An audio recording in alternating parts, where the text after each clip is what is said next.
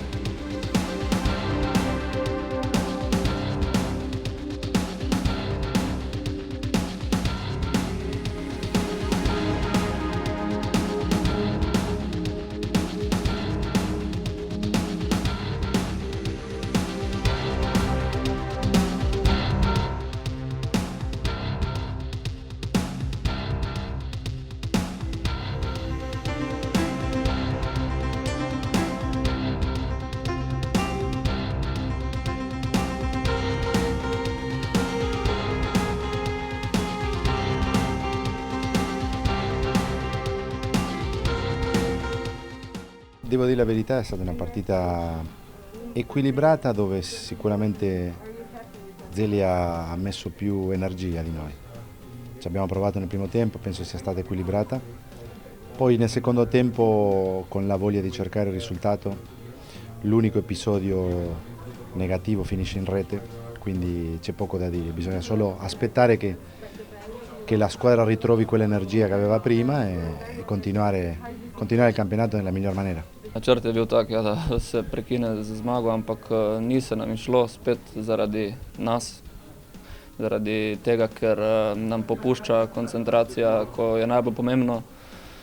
Ampak mislim, da še vedno vse v naših rokah in s trdim delom in s pravo glavo mislim, da se da to obrniti nam v prid.